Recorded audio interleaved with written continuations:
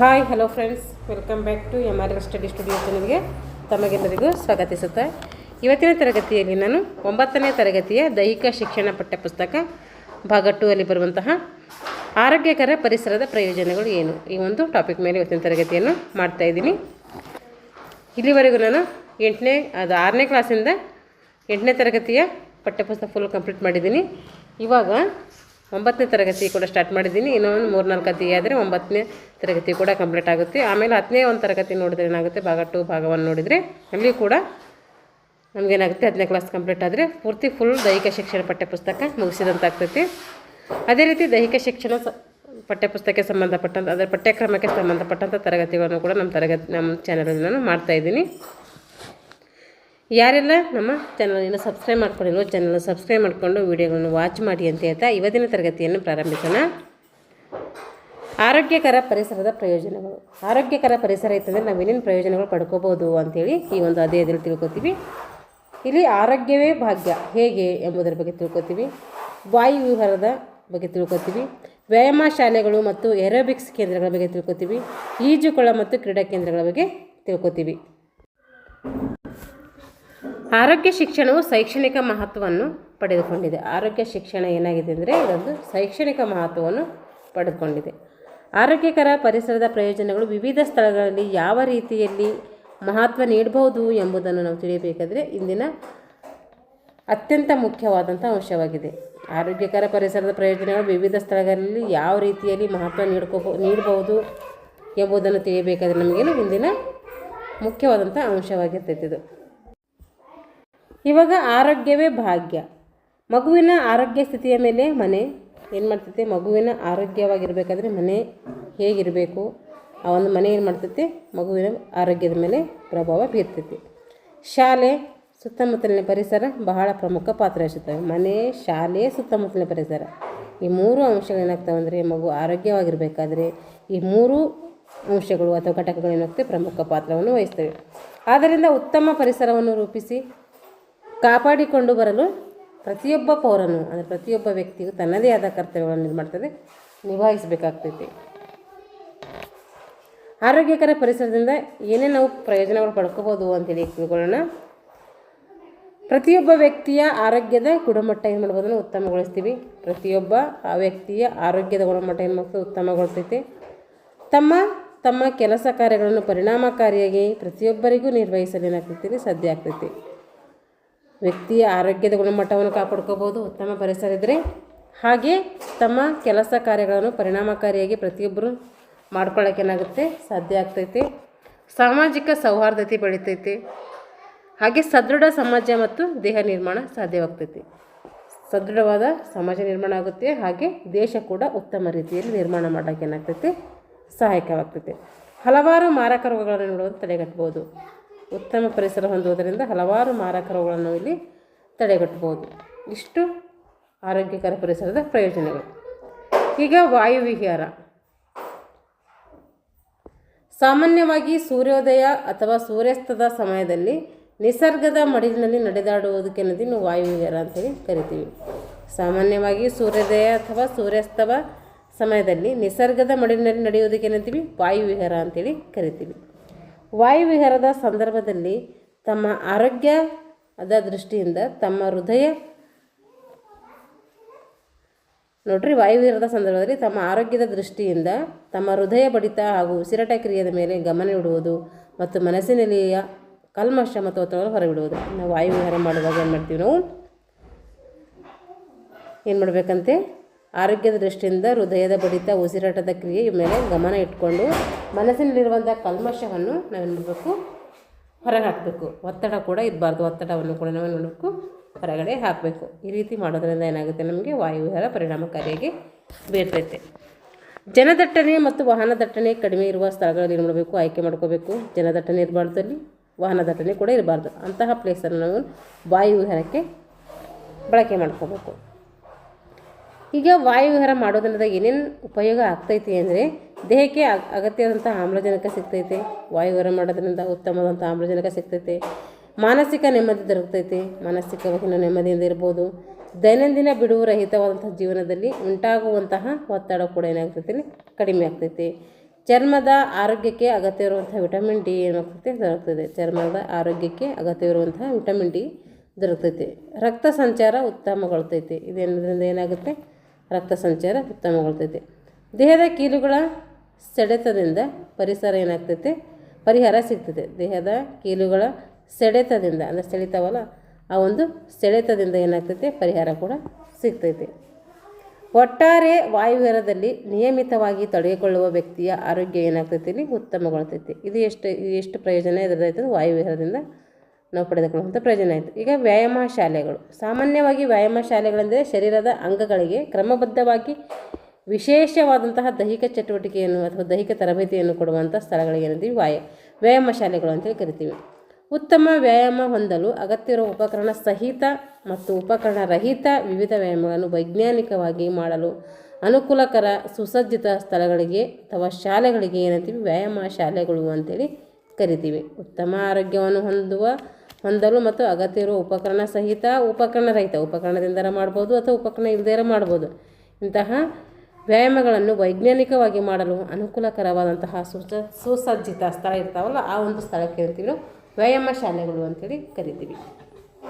ಈಗ ವ್ಯಾಯಾಮ ಶಾಲೆಯಿಂದ ಏನು ಪ್ರಯೋಜನ ಪಡ್ಕೊಳ್ಬೋದು ನಾವು ಇದರಿಂದ ಅಂದರೆ ದೈಹಿಕ ದೃಢತೆ ಏನಾಗ್ತೈತೆ, ದೈಹಿಕ ದೃಢತೆ ಹೆಚ್ಚಾಗ್ತೈತೆ. ಇಲ್ಲಿ ದೈಹಿಕ ದೃಢತೆಯ ಘಟಕಗಳಂತಹ ವೇಗ ಹೆಚ್ಚಾಗ್ತೈತೆ, ಕಷ್ಟ ಸಹಿಷ್ಣುತೆ ಹೆಚ್ಚಾಗ್ತೈತೆ, ಚಪಲತೆ ಉಂಟಾಗ್ತೈತೆ, ಮೈಮಣಿತ, ಬಲ ಮುಂತಾದವು ಏನು ಮಾಡ್ಬೋದು, ನಾವು ಅಭಿವೃದ್ಧಿ ಪಡಿಸ್ಕೋಬೋದು. ವ್ಯಾಯಾಮ ಶಾಲೆಗಳಲ್ಲಿ ನಿಯಮಿತ ವ್ಯಾಯಾಮದಲ್ಲಿ ತೊಡಗುವುದರಿಂದ ದೈಹಿಕ ದೃಢತೆ ಕೂಡ ಅಭಿವೃದ್ಧಿ ಪಡಿಸ್ಕೋಬೋದು. ವ್ಯಾಯಾಮ ಶಾಲೆಗಳಲ್ಲಿ ನಿಯಮಿತ ವ್ಯಾಯಾಮದಲ್ಲಿ ತೊಡಗುವುದರಿಂದ ದೈಹಿಕ ದೃಢತೆ ಏನಾಗ್ತೈತೆ, ಅಭಿವೃದ್ಧಿ ಪಡಿಸ್ಕೋಬೋದು. ದೇಹದ ಎಲ್ಲ ಭಾಗಗಳಿಗೆ ವೈಜ್ಞಾನಿಕವಾಗಿ ಕ್ರಮಬದ್ಧ ರೀತಿಯಲ್ಲಿ ವ್ಯಾಯಾಮ ಮಾಡ್ಬೋದು. ದೇಹದ ಎಲ್ಲ ಭಾಗಗಳಿಗೆ ವೈಜ್ಞಾನಿಕವಾಗಿ ಮತ್ತು ಕ್ರಮಬದ್ಧ ರೀತಿಯಲ್ಲಿ ಏನು ಮಾಡ್ಬೋದು, ವ್ಯಾಯಾಮವನ್ನು ಮಾಡ್ಕೋಬೋದು. ಉತ್ತಮ ನಿಲುವನ್ನು ಹೊಂದಲು ಏನಾಗ್ತೈತೆ, ಸಹಕಾರಿಯಾಗ್ತೈತೆ. ಉತ್ತಮ ನಿಲುವನ್ನು ಹೊಂದಬೇಕಾದ್ರೆ ನಮಗೆ ಏನು ಬೇಕು, ವ್ಯಾಯಾಮ ಶಾಲೆಗಳು ಬೇಕು.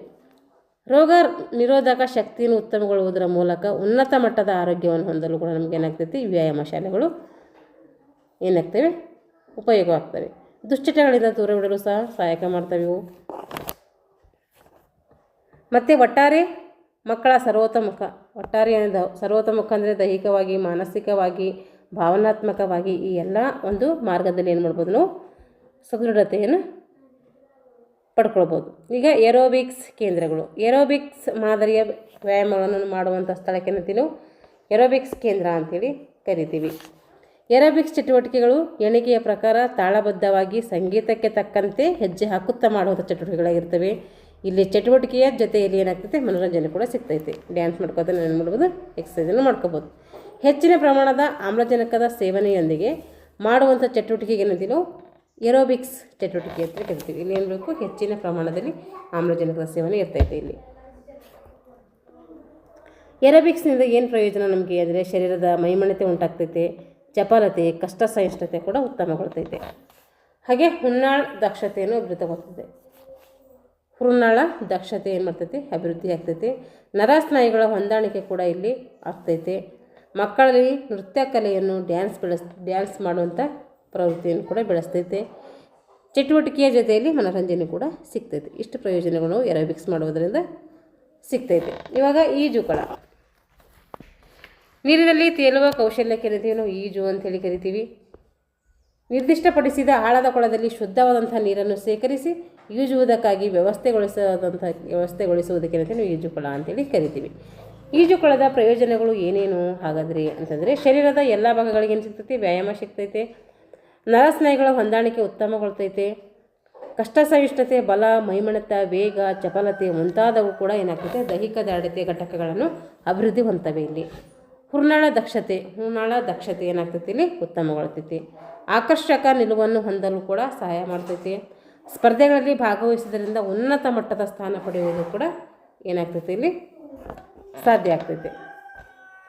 ಎಲ್ಲ ವಯೋಮಾನದವರಿಗೆ ಇದು ಸೂಕ್ತವಾಗಿದೆ, ಯಾರು ಬೇಕಾದರೂ ಮಾಡ್ಬೋದು. ಇದು ಈಜುಕೊಳದಲ್ಲಿ ವೈಯಕ್ತಿಕ ಸಾಧನೆಯ ಜೊತೆಯಲ್ಲಿ ವಿವಿಧ ಸ್ಪರ್ಧೆಗಳನ್ನು ಸಂಘಟಿಸಲು ಕೂಡ ಏನಾಗ್ತೈತೆ, ಅನುಕೂಲ ಆಗ್ತದೆ. ಈ ಸ್ವಿಮ್ಮಿಂಗ್ ಮಾಡೋದ್ರಿಂದ ಒಂದು ಮೈ ಥರ ಒಂದು ಏನಾಗುತ್ತೆ, ಫ್ರೀಯಾಗಿ ಆ್ಯಕ್ಟಿವಿಟೀಸ್ ಮಾಡೋಕೆ ಏನಾಗುತ್ತೆ, ಸಹಾಯಕ ಆಗ್ತೈತೆ. ಇವಾಗ ಕ್ರೀಡಾ ತರಬೇತಿ ಕೇಂದ್ರಗಳು. ಕ್ರೀಡೆಗಳಲ್ಲಿ ರಾಜ್ಯ, ರಾಷ್ಟ್ರ ಮತ್ತು ಅಂತಾರಾಷ್ಟ್ರ ಮಟ್ಟದಲ್ಲಿ ಏನು ಮಾಡ್ತಾರೆ, ನಮ್ಮ ರಾಷ್ಟ್ರದ ಕ್ರೀಡಾಪಟುಗಳು ಉತ್ತಮ ಸಾಧನೆ ಮಾಡಿದ್ದಾರೆ. ರಾಷ್ಟ್ರ ಮಟ್ಟದಲ್ಲಿ, ರಾಜ್ಯ ಮಟ್ಟದಲ್ಲಿ, ಅಂತಾರಾಷ್ಟ್ರೀಯ ಮಟ್ಟದಲ್ಲಿ ನಮ್ಮ ರಾಜ್ಯದ ಕ್ರೀಡಾಪಟುಗಳು ಏನು ಮಾಡಿದ್ದಾರೆ, ಉತ್ತಮ ರೀತಿಯಲ್ಲಿ ಸಾಧನೆ ಮಾಡಿದ್ದಾರೆ. ಸಾಧನೆ ಮಾಡುವ ಉದ್ದೇಶವನ್ನು ಗಮನದಲ್ಲಿಟ್ಟುಕೊಂಡು ಸ್ಥಾಪಿಸಲಾದಂಥ ಒಂದು ಕೇಂದ್ರಗಳು ಏನಾಗ್ತೀವಿ, ಕ್ರೀಡಾ ತರಬೇತಿ ಕೇಂದ್ರಗಳು ಅಂತೇಳಿ ಕರಿತೀವಿ. ನಮ್ಮ ರಾಜ್ಯದ ಕ್ರೀಡಾಪಟುಗಳು ರಾಷ್ಟ್ರ, ಅಂತಾರಾಷ್ಟ್ರೀಯ ಮಟ್ಟದಲ್ಲಿ ಸಾಧನೆ ಮಾಡಲಿ ಎಂಬ ಉದ್ದೇಶವನ್ನು ಇಟ್ಕೊಂಡು ಸ್ಥಾಪನೆಗೊಂಡಂತಹ ಒಂದು ಕೇಂದ್ರಗಳಿಗೆ ಏನಂತೀವಿ ನಾವು ಕ್ರೀಡಾ ತರಬೇತಿ ಕೇಂದ್ರಗಳು ಅಂತೇಳಿ ಕರಿತೀವಿ. ಉದಾಹರಣೆ ಹೇಳಬೇಕಾದ್ರೆ ಕರ್ನಾಟಕ ರಾಜ್ಯ ಕ್ರೀಡಾ ಪ್ರಾಧಿಕಾರ ನೋಡ್ರಿ, ಕರ್ನಾಟಕ ರಾಜ್ಯ ಕ್ರೀಡಾ ಪ್ರಾಧಿಕಾರ ಹಾಗೂ ಭಾರತೀಯ ಕ್ರೀಡಾ ಪ್ರಾಧಿಕಾರದ ವತಿಯಿಂದ ವಿವಿಧ ಜಿಲ್ಲೆಗಳು ಏನು ಮಾಡ್ತಾರೆ, ಕ್ರೀಡಾ ವಸತಿ ಕೂಡ ಸುಸಜ್ಜಿತವಾಗಿ ವಿವಿಧ ಕ್ರೀಡಾಪಟುಗಳಿಗಾಗಿ ನಡೆಸ್ತಾ ಇದ್ದಾವೆ. ಅಂತೆಯೇ ಕೆಲವೊಂದು ಖಾಸಗಿ ಸಂಸ್ಥೆಗಳು ಕೂಡ ಇಂತಹ ಕ್ರೀಡಾ ತರಬೇತಿ ಸಂಸ್ಥೆಗಳನ್ನು ನಡೆಸ್ತಾ ಇದ್ದಾವೆ. ಈ ಕ್ರೀಡಾ ತರಬೇತಿ ಕೇಂದ್ರಗಳು ವಸತಿ ಸಹಿತ ಕೇಂದ್ರಗಳಾಗಿದ್ದು ಇಲ್ಲಿ ಕ್ರೀಡಾ ತರಬೇತಿಗೆ ಅಗತ್ಯವಿರುವ ಎಲ್ಲ ಸೌಕರ್ಯಗಳು ಇಲ್ಲಿ ಸಿಗ್ತವೆ. ಏನು ಬೇಕಾದರೂ ನಾವು ಊಟ, ತಿಂಡಿ, ವಸತಿ ಎಲ್ಲ ಏನು ಇರ್ತೈತಿ ಇಲ್ಲಿ. ರಾಷ್ಟ್ರೀಯ ಮತ್ತು ಅಂತಾರಾಷ್ಟ್ರೀಯ ಮಟ್ಟದಲ್ಲಿ ವಿವಿಧ ಕ್ರೀಡೆಗಳಿಗೆ ಉನ್ನತ ಮಟ್ಟದ ಸಾಧನೆ ಮಾಡುವುದೇ ಈ ಕ್ರೀಡಾ ತರಬೇತಿ ಕೇಂದ್ರಗಳ ಮುಖ್ಯ ಉದ್ದೇಶ. ಇವು ಎದಕ್ಕೂ ಸ್ಥಾಪನೆ ಇದೆ, ರಾಷ್ಟ್ರ ಮಟ್ಟದಲ್ಲಿ, ಅಂತಾರಾಷ್ಟ್ರೀಯ ಮಟ್ಟದಲ್ಲಿ ಕ್ರೀಡಾಪಟುಗಳು ಉತ್ತಮವಾದಂಥ ಸಾಧನೆ ಮಾಡಲಿ ಅಂಥೇಳಿ ಈ ಒಂದು ಸಂಸ್ಥೆಗಳು ಸ್ಥಾಪಿಸಲಾಗಿದೆ. ಹಾಗಾದರೆ ಇದರ ಪ್ರಯೋಜನಗಳೇನು? ಕ್ರೀಡಾ ಸಂಸ್ಥೆಯ ಪ್ರಯೋಜನಗಳೇನೆಂದರೆ ನಿರ್ದಿಷ್ಟಪಡಿಸಿದ ಕ್ರೀಡೆಗಳಲ್ಲಿ ಉನ್ನತ ಮಟ್ಟದ ಏನು ಮಾಡೋದು, ಸಾಧನೆಯನ್ನು ಮಾಡಲಿಕ್ಕೆ ಸಹಾಯಕ ಆಗ್ತೈತಿ. ರಾಷ್ಟ್ರೀಯ ಹಾಗೂ ಅಂತಾರಾಷ್ಟ್ರೀಯ ಮಟ್ಟದಲ್ಲಿ ಉನ್ನತ ಮಟ್ಟದ ಸಾಧನೆ ಮಾಡಲು ಕೂಡ ಏನಾಗ್ತೈತೆ, ಇದರಿಂದ ಸಾಧ್ಯ ಆಗ್ತೈತೆ. ಮಕ್ಕಳಲ್ಲಿ ಆತ್ಮವಿಶ್ವಾಸ, ಧೈರ್ಯ, ಸಾಮಾಜಿಕ ಗುಣಗಳು ಕೂಡ ಇಲ್ಲಿ ಅಭಿವೃದ್ಧಿ ಆಗ್ತವೆ. ಮಕ್ಕಳು ಕ್ರೀಡೆಯಲ್ಲಿ ಕ್ರೀಡೆ ಒಂದು ವೃತ್ತಿಯನ್ನಾಗಿಸಲು ಸಹಾಯಕ ಆಗ್ತೈತೆ. ಉತ್ತಮ ಸಾಮಾಜಿಕ ಸ್ಥಾನಮಾನ ಗಳಿಸಲು ಕೂಡ ಈ ಒಂದು ಕ್ರೀಡಾ ಸಂಸ್ಥೆಗಳಿಂದ ಸಹಾಯಕ ಆಗ್ತೈತೆ. ಇಷ್ಟು ನಾವೇನು ಮಾಡಿದ್ದೀವಿ ಅಂದರೆ ಆರೋಗ್ಯಕರ ಪರಿಸರದ ಬಗ್ಗೆ ಇರುವಂಥ ಪ್ರಯೋಜನಗಳ ಬಗ್ಗೆ ತಿಳ್ಕೊಂಡಿದ್ದೀವಿ. ಆರೋಗ್ಯಕರ ಪರಿಸರ ಆಗಿರಬೇಕಂದ್ರೆ ಇವೆಲ್ಲದ್ರ ಬಗ್ಗೆ ನಮಗೇನಿರಬೇಕು, ಗಮನ ಇರಬೇಕು. ಇವಾಗ ಈ ಒಂದು ಟಾಪಿಕ್ ಮೇಲೆ ಇವತ್ತಿನ ಪ್ರಶ್ನೆ ಉತ್ತರಗಳನ್ನು ಬಿಡಿಸೋಣ. ಈ ಒಂದು ಟಾಪಿಕ್ಕಿಂದಿರುವಂಥದ್ದು ಖಾಲಿ ಬಿಟ್ಟ ಸ್ಥಳಗಳನ್ನು ಸೂಕ್ತ ಪದಗಳಿಂದ ತುಂಬಬೇಕು. ಉತ್ತಮ ಆರೋಗ್ಯಕರ ಪರಿಸರ ಹೊಂದುವುದರಿಂದ ಪ್ರತಿಯೊಬ್ಬ ವ್ಯಕ್ತಿಯು ಡ್ಯಾಶ್ ಗುಣಮಟ್ಟ ಉತ್ತಮ ಆಗ್ತೈತೆ. ಇಲ್ಲ, ಆರೋಗ್ಯದ ಗುಣಮಟ್ಟ ಏನಾಗ್ತೈತೆ, ಉತ್ತಮಗೊಳ್ತೈತೆ. ಆರೋಗ್ಯ ಅಂತೇಳಿ ಇಲ್ಲಿ ಬರೀಬೇಕು. ಆಮೇಲೆ ಎರಡನೇ ಕ್ವಶನ್, ವಾಯುವಿಹಾರ ಮಾಡುವುದರಿಂದ ದೇಹಕ್ಕೆ ಡ್ಯಾಶ್ ದೊರಕುತ್ತದೆ ಅಂದರೆ ಆಮ್ಲಜನಕ ದೊರಕ್ತೈತೆ ಇಲ್ಲಿ. ಏರೋಬಿಕ್ಸ್ ಚಟುವಟಿಕೆಯನ್ನು ನಿಯಮಿತವಾಗಿ ಮಾಡುವುದರಿಂದ ಡ್ಯಾಶ್ ಹೆಚ್ಚಾಗ್ತೈತೆ ಅಂದರೆ ಏನಾಗ್ತೈತೆ, ನುಣಳ ದಕ್ಷತೆ ಹೆಚ್ಚಾಗ್ತೈತೆ. ಪ್ರತಿನಿತ್ಯ ಈಜಿನಲ್ಲಿ ತೊಡಗುವುದರಿಂದ ಡ್ಯಾಶ್ ಆಕರ್ಷಕ ಆಗ್ತದೆ ಅಂದರೆ ನಿಲುವು ಆಕರ್ಷಕವಾದಂಥ ನಿಲುವನ್ನು ನಾವು ಹೊಂದಬಹುದು ಇಲ್ಲಿ. ಈಗ ಕೆಳಗಿನ ಪ್ರಶ್ನೆಗಳಿಗೆ ಉತ್ತರಿಸಿ. ನಿಯಮಿತ ವಾಯುವಿಹಾರದಲ್ಲಿ ಪಾಲ್ಗೊಳ್ಳುವುದರಿಂದ ಉಂಟಾಗುವ 2 ಮುಖ್ಯ ಲಾಭಗಳು ಯಾವ್ಯಾವು ಅಂದರೆ ಉತ್ತಮವಾದ ಆರೋಗ್ಯವನ್ನು ನಾವು ಕಾಪಾಡ್ಕೋಬೋದು, ದೈಹಿಕ ನಿಲುವು ಹೆಚ್ಚಾಗ್ತೈತೆ, ಮಾನಸಿಕ ನೆಮ್ಮದಿ ದೊರಕ್ತೈತಿ, ಒತ್ತಡ ಕಡಿಮೆ ಆಗ್ತೈತಿ. ಇವೆಲ್ಲ ನಾವು ಇದರಿಂದ ಮಾಡ್ಕೋಬೋದು. ಬುಕ್ನಲ್ಲಿದ್ದಾವೆ, ನೀವು ನೋಡ್ಕೊಂಡು ಬರೀಬೋದು. ನಿಯಮಿತ ವ್ಯಾಯಾಮ ಶಾಲೆಯ ಉಪಯೋಗದಿಂದ ಉಂಟಾಗುವ ಯಾವುದಾದ್ರೂ 2 ಲಾಭಗಳು ಏನು ಅಂತೇಳಿ ಕೇಳಿದರೆ ಇದನ್ನು ಕೂಡ ಬುಕ್ಸಲ್ಲಿದೆ, ನೋಡ್ಕೊಂಡು ಪಾಯಿಂಟ್ಸ್ ಮಾಡ್ಕೊಳ್ಳಿ. ಏರೋಬಿಕ್ಸ್ ಕೇಂದ್ರಗಳು ಅಂದರೆ ಏರೋಬಿಕ್ ಮಾದರಿಯ ಚಟುವಟಿಕೆಗಳನ್ನು ಮಾಡುವಂಥ ಒಂದು ಕೇಂದ್ರಕ್ಕೆ ಕರಿತೀವಿ ನಾವು ಏರೋಬಿಕ್ಸ್ ಕೇಂದ್ರ ಅಂತೇಳಿ ಕರಿತೀವಿ.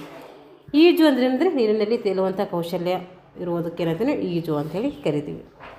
ಈ ರೀತಿ ನಾವು ಈ ಒಂದು ಲೆಸನ್ ಬಗ್ಗೆ ಏನು ಮಾಡಿ ತಿಳ್ಕೊಂಡಿದ್ದೀವಿ. ಮುಂದಿನ ತರಗತಿಯಲ್ಲಿ ಏನು ಮಾಡೋಣ ಅಂದರೆ ಮುಂದಿನ ಒಂದು ಲೆಸನನ್ನು ಕುರಿತು ತರಗತಿಯನ್ನು ಮಾಡೋಣ.